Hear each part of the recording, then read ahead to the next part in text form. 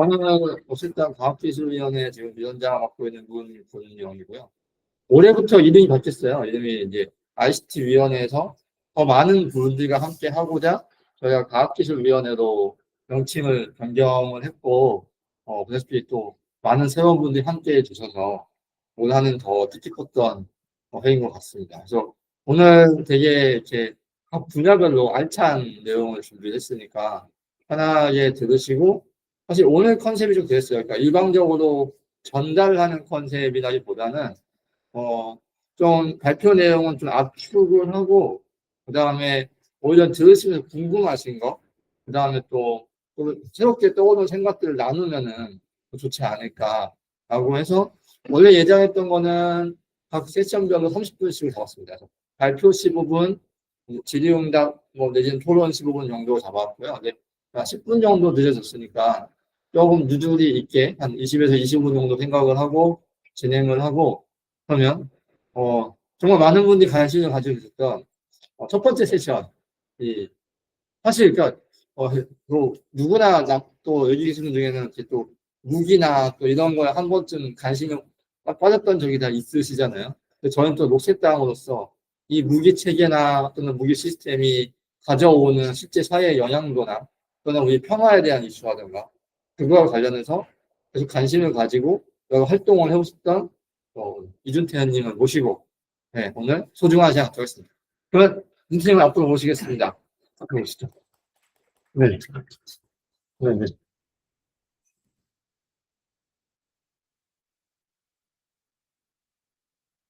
잠시만요. 이게 지금 네, 여기. 이거랑 화면이 다르네요. 네, 깜짝 놀라서 초선을 이쪽으로 옮겨서 하시면 돼요. 이게 지금 전체 화면 하려면 어떻게 하죠? 그냥 할까요? 얘는 컨트롤 P가 컨트롤 L이 그냥 발표를 하시고 제가 아까 한번 눌러 주셨을 때 전체 화면 됐어. 여기서 컨트롤을 하고 발표를 하시면 될 것 같습니다. 네. 예. 없습니다. 예, 소개받은 서대문 녹색당원 이준태입니다. 예, 없습니다. 이게 최대한 좀 제가 지난번에 전쟁 없는 세상에서 관련 보고서를 썼었고요. 그래서 그 내용을 좀 이제 축약한 내용이고, 이게 근데 15분 동안에 이제 발제를 드리려니까 최대한 좀 간략하게 해야 될 것 같긴 한데, 조금 이제 내용적으로 자세하게 이제 보시려면 아마 문자가 갔던 그 보고서의 내용을 참조하시면 도움이 많이 될 것 같고요.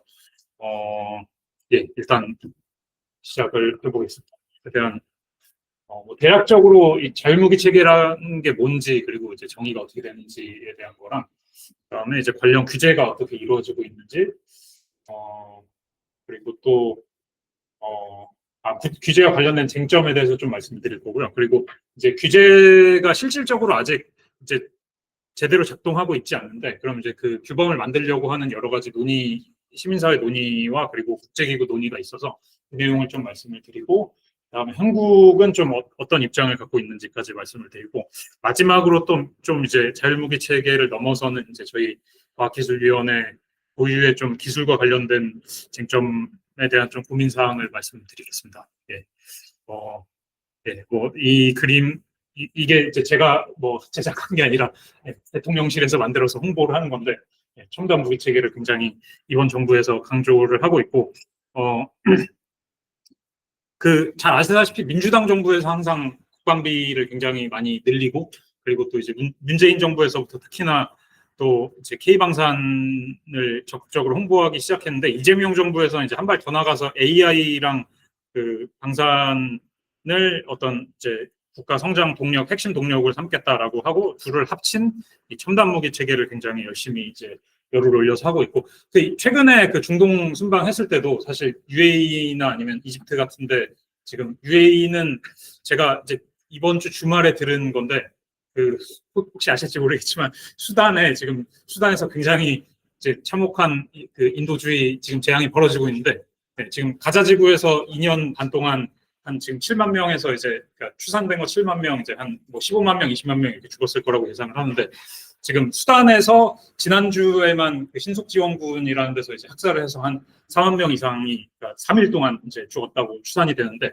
거기에 무기를 가장 적극적으로 이제 지원해 주는 데가 그 아랍에미리트인데 이번에 이제 정부에서 가서 아랍에미리트랑 뭐 150조 그 방산 계약을 맺게 될 거라고 그렇게 이제 홍보를 하는 기사를 뭐 이번 주에 봐서 좀 충격적이었는데 네, 그런 일들이 이번 정부에서 벌어지고 있고 그 중에 이제 강조하고 있는 그 자율무기 체계 이게 첨단 무기라는 것과 좀 이제 헷갈릴 수도 있긴 한데 약간 좀 다릅니다.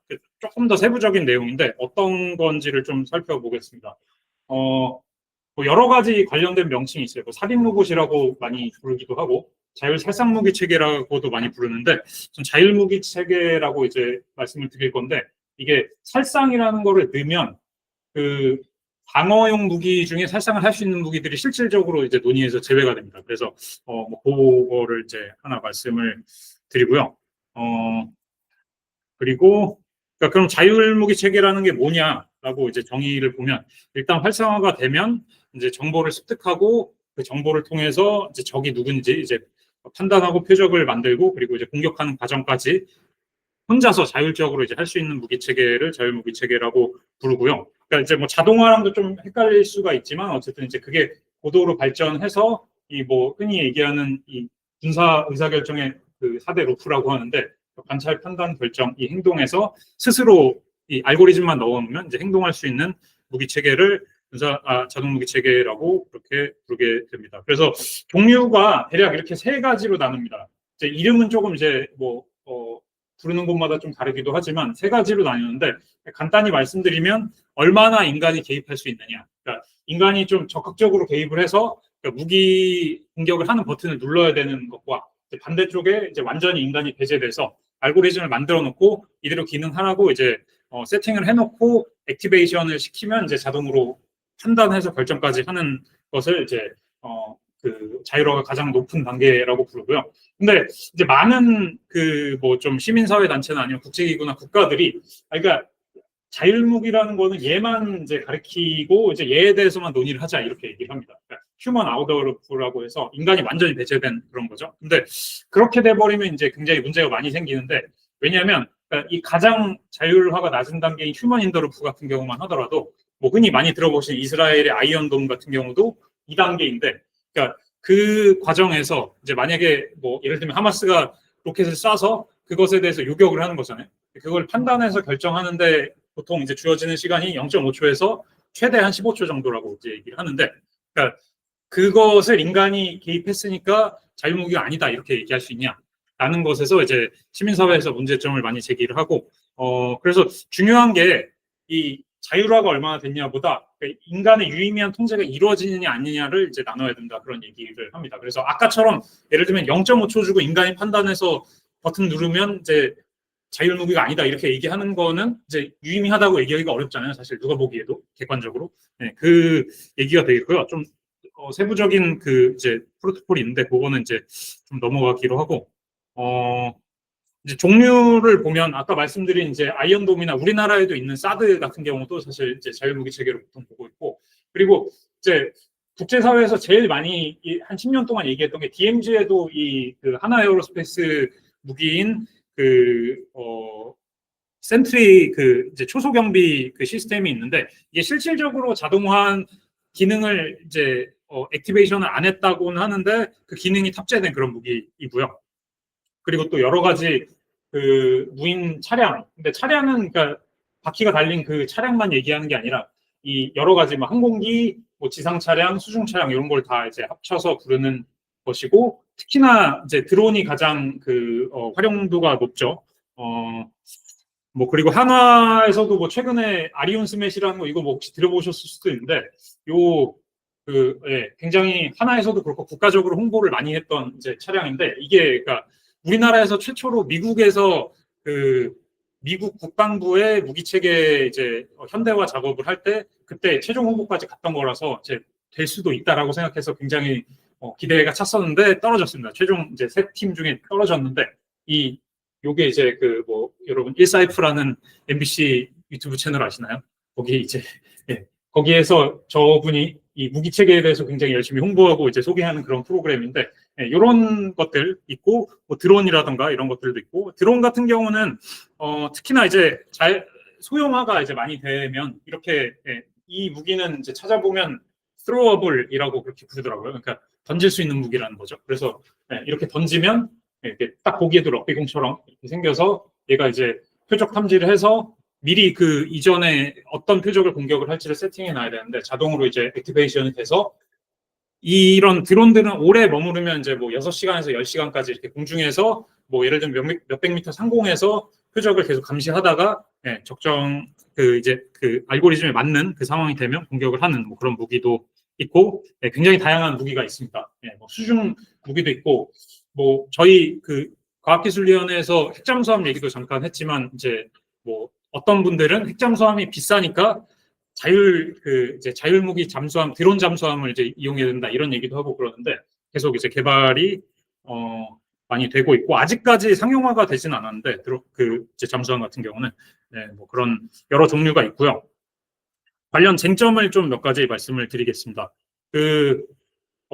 당연히 지금 여러 국가들이 한국을 포함해서 열심히 이쪽에 개발을 하고 있는데 뭐 최근 한 10년에서 15년 사이에 굉장히 투자를 많이 해오고 있고 뭐 미국 국방부라든가 이런 데에서도 어쨌든 인간을 최대한 배제하는 그런 이제 무기 체계로 나아가려고 하고 있는데 그 논리가 그러니까 어쨌든 이제 인간보다 훨씬 더 윤리적으로 전쟁을 수행할 수 있다. 그리고 경제적이다.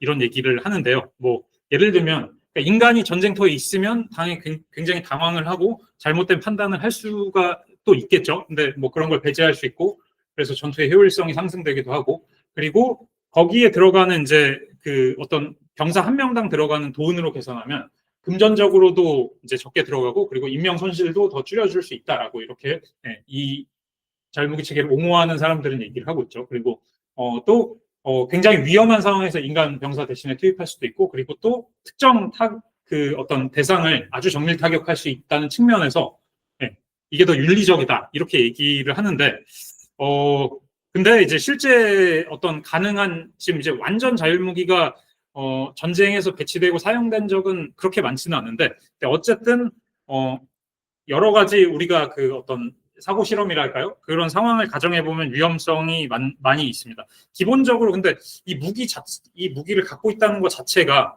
예를 들면 핵무기도 그렇지만 이제 새로운 무기가 어쨌든 실제로 개발이 되고 사용이 될 가능성이 있으면 그거를 개발하는 국가는 이제 국제인도법에 따라서 그 무기가 이제 다른 그 어떤 인도법상에 그 금지되는지 아니면 위반하는 여부가 있는지를 결정해야 될 의무가 있는데 사실 실질적으로 그거를 지금 수행하는 나라들이 거의 없고요.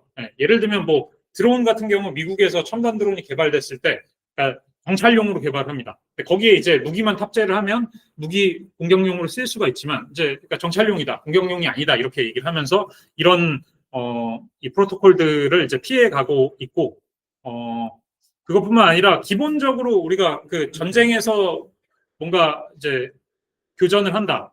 그랬을 때 지켜야 되는 기본적인 규칙이 있습니다. 그러니까 누가 보기에도 민간인을 공격하면 안 될 것 같잖아요. 그죠?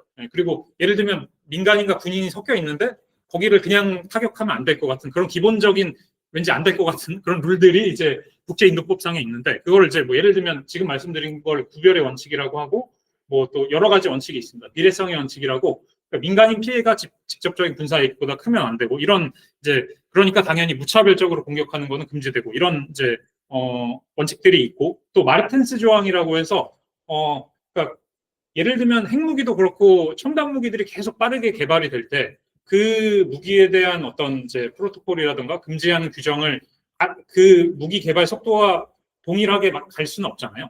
그리고 특히나 이제 시간이 갈수록 무기의 개발은 훨씬 더 빠르게 여러분들이 뭐 지금 우리가 다 느끼는 것처럼 기술 개발이 빠르게 이루어지고 있어서 그래서 그 특정 무기에 대해서 명시적으로 이제 규제하는 규정이나 제한이 없더라도 그 무기가 인도주의적인 원칙이라든가 공공 양심의 명령이라고 이게 되게 추상적이긴 하지만 이 원칙에 반하는 경우 불법으로 간주된다라는 것인데 우리가 기계가 판단을 해서 사람을 죽이거나 뭔가 공격을 할 수 있다는 것 자체가 뭐 이제 그거를 여기 해당하지 않는다고 생각하는 사람들은 저는 뭐 여기 계신 분들 중에는 많지 않을 것 같아서 굉장히 이런 그 국제법 위반의 소지가 높다라는 게 기본적인 거고요. 그리고 또 뭐 예를 들면 그러니까 그것뿐만 아니더라도 윤리성의 문제라든가 책임성의 문제도 있는데 뭐 쉽게 얘기하면 그러니까 아무리 군인들이 전쟁에서 방아쇠를 당기도록 훈련을 받더라도 실제 현장에서는 최종적인 어떤 이제 뭐 윤리적인 안전핀이 그게 그 인간의 양심이라는 게 그 윤리적 안전핀이 될 수 있지만 그러니까 그게 완전히 없어져 버리는 거죠. 그러니까 아주 쉬운 예로 그러니까 자율무기 체계라는 거는 당연히 전쟁에만 쓰이는 건 아닙니다. 그러니까 아주 쉬운 예로 12.3 불법 계엄 당시에 한국군의 자율무기 체계가 있었다면 어땠을지 뭐 아주 쉽게 다들 상상을 할 수가 있겠죠. 그리고 또 이제 형사법적으로도 사법제도상으로 이 뭐 이제 자율무기 체계를 사용해서 전쟁 범죄가 일어났을 때 이걸 어떻게 처벌할지, 그러니까 이거를 명령한 그 지휘관을 처벌할지, 아니면 그 사람도 그 알고리즘을 제대로 모른단 말이에요. 그러면 그 알고리즘을 만든 프로그래머나 아니면 기술 제작자를 처벌할지. 근데 그 사람들도 그렇게 쓸지 몰랐다라고 얘기를 할 수가 있고, 그러니까 그럼 뭐 이제 살인 로봇을 직접 처벌하냐 뭐 이런 얘기까지 나오는데, 예, 이런 어떤 책임성의 문제까지도 같이 가지고 있고요. 실제 팔레스타인에서 이런 자율무기 체계, 그리고 이제 오바마 정부 시기부터 드론 암살 작전 이런 것들이 이제 이루어졌을 때 이 자율무기 체계를 옹호하는 사람들과는 정반대, 그 사람들의 논리와는 정반대 일들이 계속 벌어졌다는 것을 알 수가 있고요. 세부적인 내용은 좀 생략하도록 하겠습니다. 예, 이런 뭐 이스라엘의 자율무기 체계, 실제 지금 전쟁에서 사용되고 있는 내용들이고요. 그리고 이 자율무기 체계에 대해서 그러면 이제 누가 보기에도 굉장히 문제가 많아 보이니까 어떻게 규제를 해야 될지 얘기가 많이 나오고 있는데 한 10년, 20년 전부터 얘기가 나오고 있었고 엠네스티 인터내셔널이나 이런 여러 국제사회 단체들이 이 평화 단체들이 살인 로봇 금지 캠페인이라는 걸 만들어 가지고 열심히 활동을 해 오고 있었고요. 그리고 특히나 아까 말씀드린 유의미한 인간 통제를 강제할 수 있는 구속력 있는 조약, 구속력 있는 조약, 이 두 가지가 이제 같이 강조가 되고 있고요. 예, 뭐 일단은 시민사회에서 이런 논의가 있어 오고 있고, 한국에서도 피스모모라고 그 평화교육단체에서 함께 여기 하고 있고, 국제기구 차원에서는 뭐 유엔이 될 수 있을 텐데, 유엔에서 이제 조금 이제 생소하실 수도 있을 텐데, 그 특정 재래식 무기에 대한 금지 협약이, 여기, 적혀 있나? 네. 그 논의를 많이 하고 있는데, 그 특정 재래식 무기 금지 협약에 이 전문가 회의라는 데에서 이제 새로운 뭔가 협약을 여기에 이제 추가적인 그 의정서를 만들 때 여기서 논의를 해서 결정을 하는데 한 10년 이상 지금 논의를 해오고 있는데 굉장히 지지부진하고 있다. 아까 말씀드린 것처럼 그 인간의 유의미한 통제를 하고 또 동시에 그걸 이제 구속할 수 있는 그 두 가지를 같이 하는 그런 조약을 만드는 것에 대해서 굉장히 지금 지지부진한 그런 상황이다라는 말씀을 좀 드리고요. 자세한 점은 일단 시간이 좀 안 될 것 같습니다. 한국은 그러면 이제 거기에서 어떻게 하고 있냐라고 보면 15분이 거의 돼가고 있어서, 근데 한국은 어쨌든 거의 이 관련된, 그러니까 우리가 과학기술위원회 자체에서도 논의를 했지만 AI 자체에 대한 실질적인 규제가 거의 없는 나라라고 할 수가 있고, 특히나 이제 AI를 활용한 자율무기에 대해서는 더 그렇고요. 근데 또 한국이 국제사회에서는 작년에 군사부문 인공지능과 국제평화안보에 대한 함의 결의안, 뭐 이거를 상정하기도 했다고 해서 본인들이 이제 한국 정부가 그 국제 거버넌스 체계를 주도하고 있다 이렇게 홍보를 하고 있는데, 말은 그렇게 하고 있지만 실제로는 아까 말씀드린 그런 법적 구속력을 갖춘 이제 기구 혹은 조약을 반대하고 있는 굉장히 몇 안 되는 그런 12개 나라 중에 하나고, 그러니까 이 국가들은 뭐 흔히 얘기하는 여러분들 그 분쟁과 관련된 이제 악당들 생각하면 떠오르는 양측에 있는 사람들 있잖아요. 그 국가들 뭐 이제 미국, 러시아, 뭐 이스라엘, 한국 뭐 이런 나라들. 중국은 좀 중립적인 입장이긴 하지만 뭐 그렇고요. 특히나 아까 초반에 말씀드린 것 같은 한국의 그런 이제 그 첨단 무기 체계를 강조하고 있는 그런 현 정부에서 또 이것에 대한 문제제기가 좀 굉장히 중요할 것 같고요. 제가 한 1, 2분 정도만 더 써서 마지막 좀 질문들을 말씀을 드릴까 합니다. 조금 더 상위 차원의 이제 질문들인데, 이 내용을 준비하다 보니 좀 고민이 드는 게 과학기술위원회 차원에서도 좀 논의를 하면 좋을 것 같은데, 그러니까 첫 번째는 이제 평화단체들하고도 좀 이제 얘기를 해보면 좀 갈리는 내용들인데, 이 자율무기 체계에 반대 운동하는 사람들을 이제 살펴보고 제가 그 관련 논의들을 살펴보다 보면 기본적으로 자율무기 체계를 반대하는 그 논의의 전제는 이 자율무기 체계의 도입은 분쟁을 지금보다 덜 윤리적으로 만들 것이다라는 그런 가정이 있습니다. 그러면 지금은 괜찮냐? 지금의 무기 체계와 지금의 분쟁에 대한 어떤 규제는 괜찮은 것인가? 이 논리 자체가 어쩔 수 없이 자율무기 체계를 반대하기 위해 나오는 것인데 조금 좀 문제적이지 않은가. 특히나 평화단체들 쪽에서는 이런 부분에 대해서 다르게 생각하는 부분이 있는 것 같고요. 좀 이어져서, 그러니까 그러면 그 흔히 얘기하는 일반 인공지능, 지금보다 훨씬 더 높은 수준의 정말 인간과 비슷한 그런 이제 판단을 할 수 있는 체계가 나온다면, 그래서 정말로 인간 병사보다 살상력을 훨씬 제한할 수 있는 방향으로 이루어진다면 그 무기 체계를 긍정해 할 수 있을 것인가라는 좀 이제 윤리적인 질문이 따라올 것 같고요. 이것에 대해서는 사람들마다 좀 다르게 생각할 수 있을 것 같습니다. 그리고 두 번째 질문은 저는 좀 이제 여기 계신 이제 과학 기술 분야에 계신 분들이 좀 많겠지만 저는 제가 좀 약간 예외일 것 같은데 저는 이제 문과 사회학 공부를 했고 그리고 또 저는 사실 인공지능 AI 관련된 그 것을 거의 안 쓰거든요. 그래서 그 뭐 예를 들면 전 구글 검색도 지금 이제 거의 안 하는데 구글 검색은 이제 그 AI 기능을 끌 수가 없어가지고 그런데 우리가 이 어떤 인공지능으로 집약되는 이 첨단 기술에 대해서 어떻게 해야 되는지에 대한 좀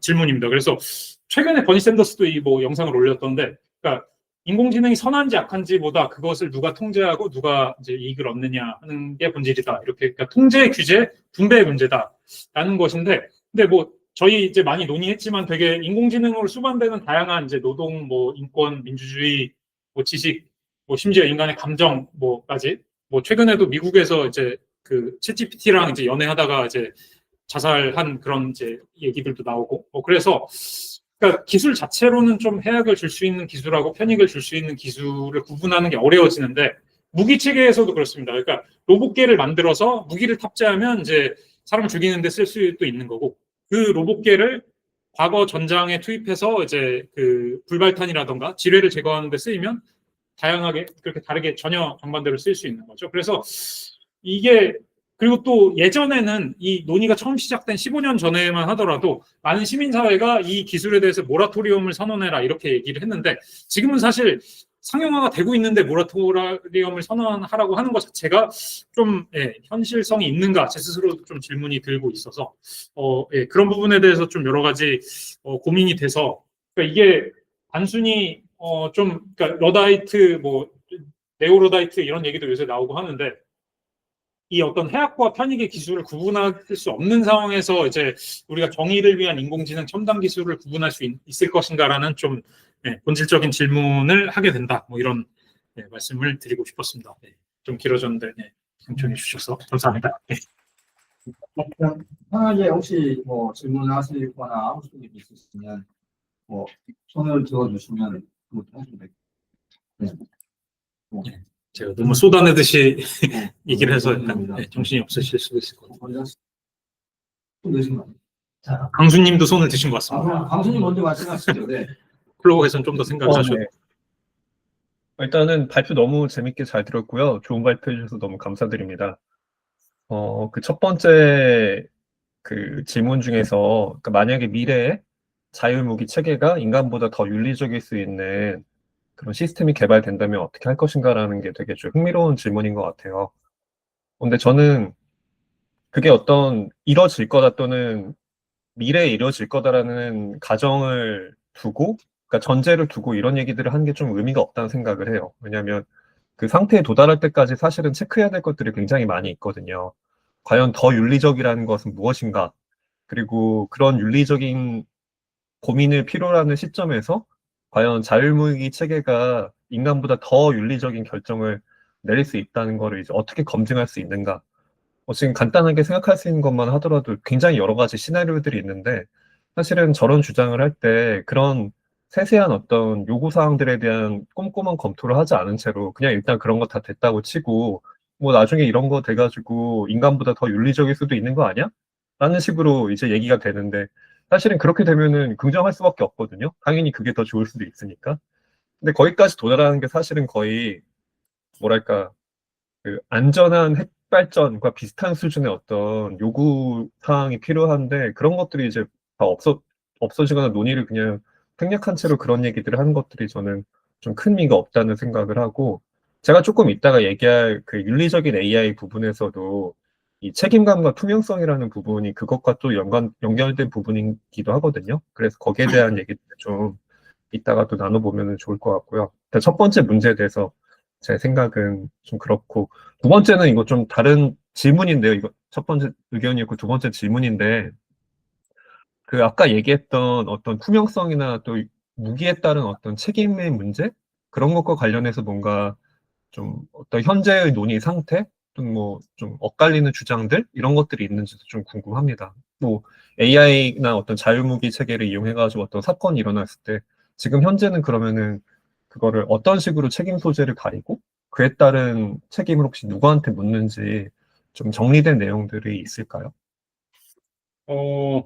지금 질문 주신 거는 사실 그러니까 국제적인 프로토콜 자체가 없기 때문에 어, 그리고 실질적으로 완전 자유무기가 쓰여서 어떤 이제 인명을 살상하고 이런 것들이 한 2020년도에 그 리비아에서 처음 이제 뭐 반군을 상대로 쓰였다 뭐 그런 얘기가 나오고는 있는데 그것에 대해서 어떤 이제 뭐 처벌을 하고 그런 얘기는 거의 없는 것 같고요. 어쨌든 이제 어떤 형태로든 그게 아까 말씀드렸던 한계가 많은 이제 구속력이 없는 거든 아니면 구속력이 있는 조약이든 그것이 결정이 돼야 무언가가 나아갈 수 있지 않을까 그 정도 상태인 것 같고요.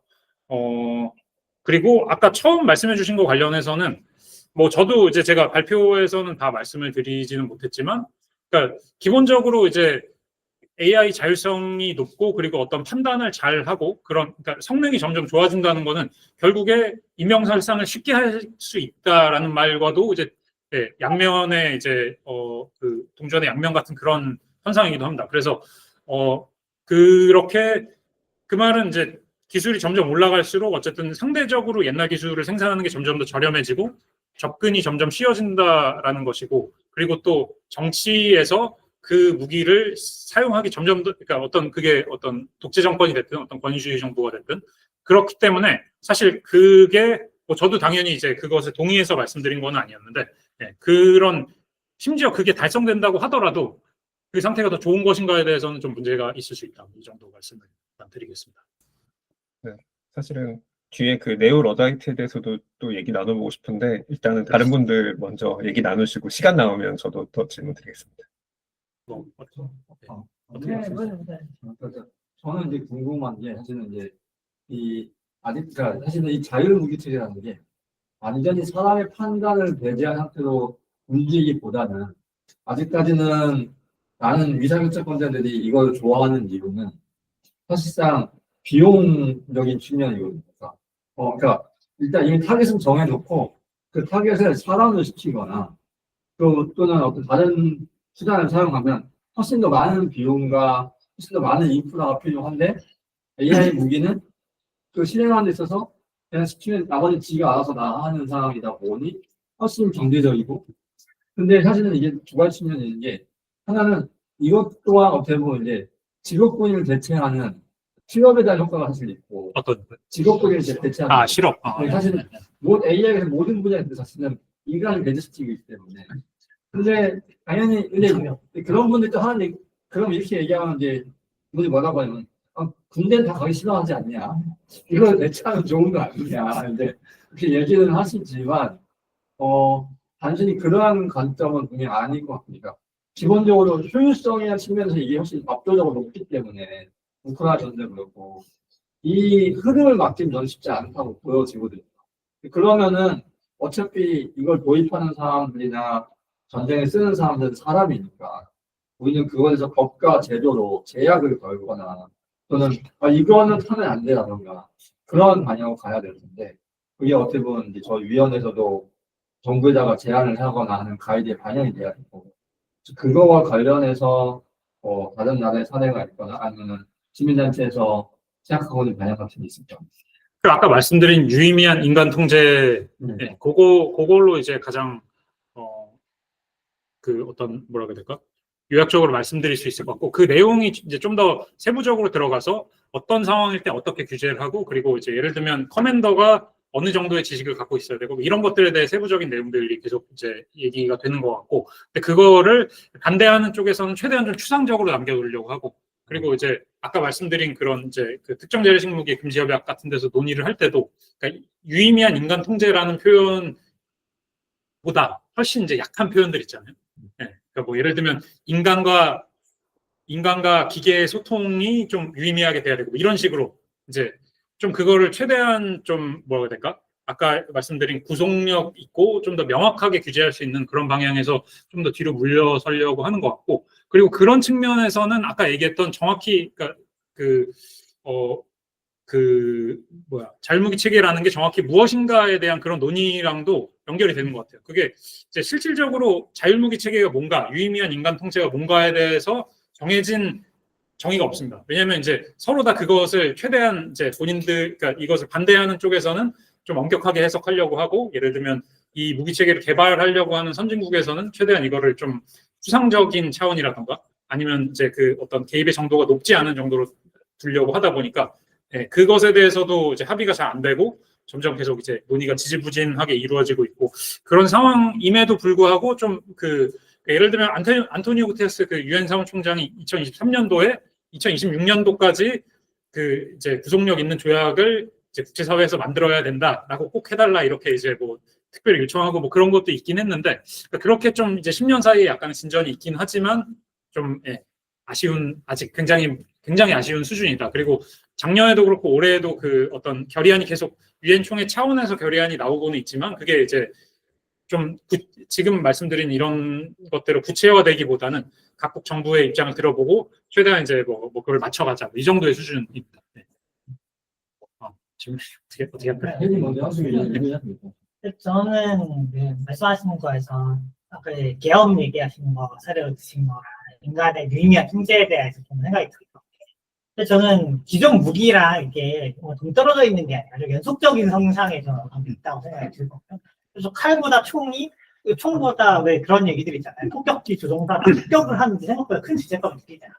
사람을 사실은 비인간을 하려면 이 사람과 내가 거리가 좀 더 있고 그 사람이 좀 더 구체적인 인간으로 보이지 않으면 되는 건데, 그런 면에서는 지금까지 무기 체계들이 점점 그런 식으로 발전을 해왔고, 아까 자유무기 체계도 아까 말씀하신 것처럼 좀 더 인간이 개입을 하는 사실 무기 체계라고 하더라도 인간이 그런 진짜 최종적으로 결정을 내리고 통제를 하고 그런 것들이 많아진다고 하더라도 충분히 되게 비인간한테 나 죽일래 하고 그냥 윤석열이 나는 시민들을 죽일래 하고 벌써 누르고 끝나는 거 아니에요. 그런 것들에서 더 많은 힘이 점점 사실 사람이 직접 개입되는 거에서 사람에 동원할 수 있는 거에 한계가 있으니까 그 한계라는 것이 존재하는데, 어떤 자유무기 체계가 되는 거죠. 저는 그 사이즈를 점점 키워가는 게 훨씬 더 위험하지 않나? 그래서 아까 말씀하신 것처럼 꼭 되게 그냥 어떤 신기술이라서 이런 기술만 아니라 일단 좀 기존 기술의 연장선상으로 이런 군축의 의미에서 그냥 우리가 할 수 있는 그 살상력의 크기를 효율적으로 만든다라고 해서 그러면 더 커지는 거잖아요. 자체 좀 줄인다라는 관점으로 봐야지 않나. 그래서 기존의 군축 논의의 좀 연장선으로 봐야 되잖아요. 예, 동의합니다. 아까 저도 뭐 제가 굳이 뭐 저도 어쨌든 이 얘기는 군축의 차원에서 논의를 해야 되는 게 필요하다라는 생각이 들고, 근데 어떤 의미에서는 지금 이제 이 자율무기 체계 이전의 군축에 대해서도 굉장히 지지부진한 부분이 많아서 더 이제 좀 약간 어려운 부분도 있고, 근데 이 계기를 통해서 시민사회는 좀 더 강력하게 뭔가 군축의 계기를 마련하려고 하는 것 같고 그런 상황인 것 같습니다. 네. 이 정도. 자율무기 오버하는 측에서 이제 비용을 줄일 수 있고 또 인명 피해를 오히려 줄일 수 있고 또 심지어 군축에도 기여할 수 있다라고 얘기를 하는데, 실제 사례에서는 또 아까 이스라엘의 팔레스타인 그 희생 사례를 봤을 때 민간인의 90%가 이제 어쨌든 희생자의 90%가 민간인에서 발생을 하고 정반대의 결과가 나왔다고 하는 그 보고들이잖아요. 그러면 존재 자체가 흔들려 버리거든요. 그러면은 이걸 이제 듣는 입장에서는 논의 자체가 진전이 될 수가 없는데, 실제 사례는 완전 정반대라서 이걸 어떻게 판단을 해야 되는지, 이거를 단순히 기술이 개발되는 과정에서 과도기적인 이런 상황이라고 봐야 되는지, 뭐 저는 그런 의문이 좀 있어요. 예, 뭐, 뭐 당연히 이제 저도 동의를 하고, 뭐 시민사회에서 그 부분에 대해서 굉장히 비판을 많이 하고, 그러니까 이제 가자지구 학살이 시작되기 전부터 좀 이런 연구를 하던 사람들은 특히나 이제 이번 계기를 통해서 더 자유무기 체계가 어떤 식으로 현실에서 작동할지에 대해서 비판적으로 보는 것 같고, 뭐 그 AI 그 프로그램에서도 이제 그 실제 이스라엘 군인들이 판단을 하는 거는 이 폭격 대상이 남성인지 여성인지 이상은 거의 없고 그 당시도 뭐 거의 10초 이상 뭐 시간이 없다고 하고 이런 것들만 봐도 어떤 식으로 사용이 될지 그러니까 그리고 그 테크놀로지가 발전을 할수록 점점 더 이제 굉장히 인명 피해가 커지는 방향으로 사용될 가능성이 뭐 너무나 다분하다는 건 점점 명확해지는 것 같습니다. 원래는 이 전에는 그러니까 그 흔히 얘기하는 이 어떤 평화 논의에서 많이 쓰는 표현이 비국가 행위자라는 표현을 많이 쓰는데, 그러니까 말 그대로 이제 반군 같은 걸 생각을 하시면 됩니다. 근데 비국가 행위자에게만 안 가게 막으면 된다 이런 얘기들을 많이 했는데, 실제로는 이제 우리가 흔히 얘기하는 전통적인 국가 행위자들이 훨씬 더 그걸 많이 쓰고 인명 피해를 훨씬 더 키우고 있다는 게 더 명확하게 드러나지 않나 싶습니다. 예, 질문이 많으시군요. 예.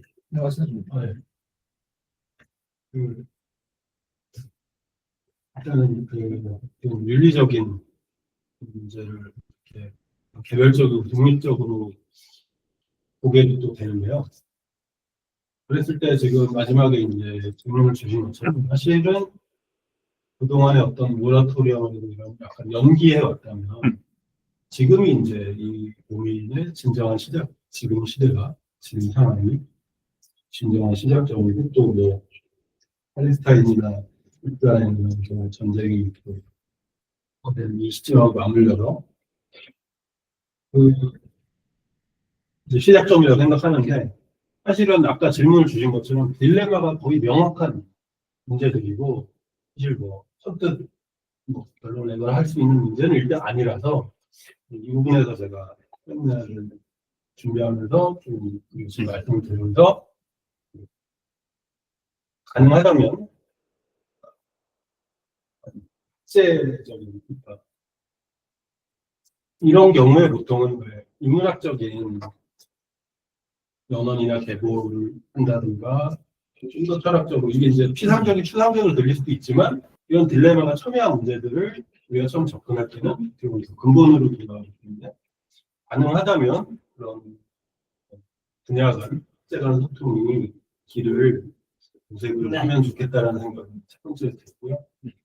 두 번째는 이제 지금 우리가 윤리적인 쟁점들을 다룰 때 이제 다들 이제 너무 익숙히 알고 계신 어떤 정세라든가 세계 우경화 경영이라든가 아니면 기업이나 어떤 경제 논리랑 연결된 방향성이 사실 우리한테는 이렇게 거의 디폴트 값을 쫙 고속도로처럼 펼쳐져 있는 상태에서 우리가 논의를 하기 때문에 사실 이제 아까 좀 전 얘기한 연결이 되지만 약간 독립적인 윤리적 논의를 하기가 어렵다라는 생각이 좀 들면서 그랬을 때 지금 이제 또 우크라이나 전쟁하고 트럼프의 강력한 영향으로 전 세계적인 무경화가 유럽에까지 번지고 있는데 다른 의제들을 떠올려 보면 기후나 뭐 방극단주의 같은 경우는 한동안 유럽에서 그래도 어느 정도 선방하는 움직임과 심지어는 국가적인 시도들도 있어서 그걸 하고 우리가 이렇게 좀 잘 지켜봤던 그런 경향이 있는데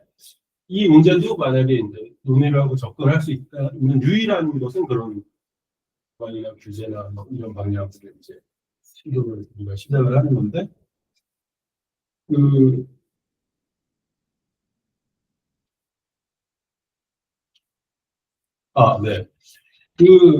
아까 이제 이야기 중에 이제 하나 더, 이 얘기가 좀 있었으면 좋겠어요. 그러니까 비용 효율의 증가라는 측면에서 한국에서 더 이렇게 집착하는 거는 인구 감소, 병력이 감소하기 때문에 또 각 분야 무기들에 다 좀 더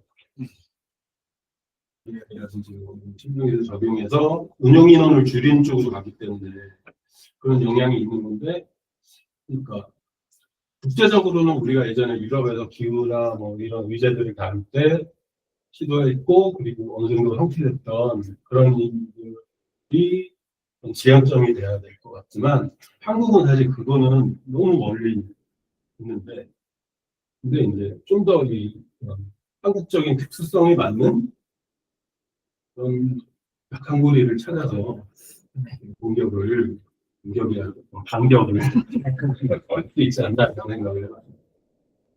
2035년 서울이요. 군대 가기 싫다면 군축을 지지해라 같은 그런 그런 말을 합니다. 매력적인 멘트는 예. 하나는 뭐 여러 가지 말씀을 해주셨지만, 뭐 일단은 한국적 맥락에서는 저는 이제 뭐 인구나 이런 논의나 아니면 그 어떤 뭐 일자리 뭐 이런 논의는 이 측면에서는 어쨌든 약간 좀 겉표면 얘기인 것 같고, 사실 결국에는 좀 어떤 그 저는 이제 군사의 경제화라는 키워드를 좀 중요하게 생각하고 있는데, 이 자본주의 사회에서 이제 그 흔히 얘기하는 군산복 합체처럼 사실 이제 자본주의 사회 자체가 이 군사주의 논리에 점점 이제 그 안에 들어가고 그 이제 경제화되는 그런 현상이 본질적인 부분이 아닌가 좀 생각하는 게 한 가지가 있고요. 네, 뭐 여러 가지 얘기를 해주셔서 좀 포인트가 다 기억나진 않는데, 네.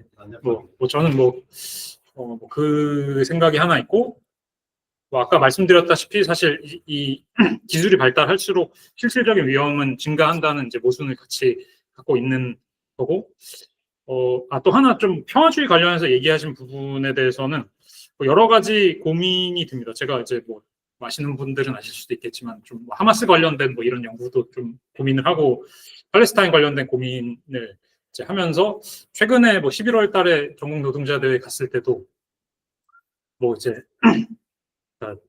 평화주의 쪽에서 이제 팔레스타인에서 하마스에 대해서 비판하는 부분이 있는데, 그거를 이제 반박하는 그런 이제 평화주의를 비판하는 그런 이제 내용이 있었는데, 이게 어떤 이제 좀 이분법적으로 나뉘지 않고 사고를 할 필요가 군축을 논의할 때 더 필요한 것 같다라는 생각이 드는데, 되게 어려운 문제인 것 같아요, 사실. 그러니까 그랬을 때 우리는 이제 예를 들면 팔레스타인 저항에 대해서는 그들도 당연히 무기를 가지고 있고 어떤 이제 살상을 하고 그런 일들이 있는데, 그걸 어떻게 좀 이제 해결할지에 대해서 좀 약간 그냥 이분법적이지 않은 섬세한 접근이 필요한 것 같다라는 정도로만 일단 말씀 좀 드리겠습니다. 뭐 다른 분들도 얘기하고 싶지만 예, 시간 그죠? 관계상 이 세션을 마쳐야 될것 예. 같아요.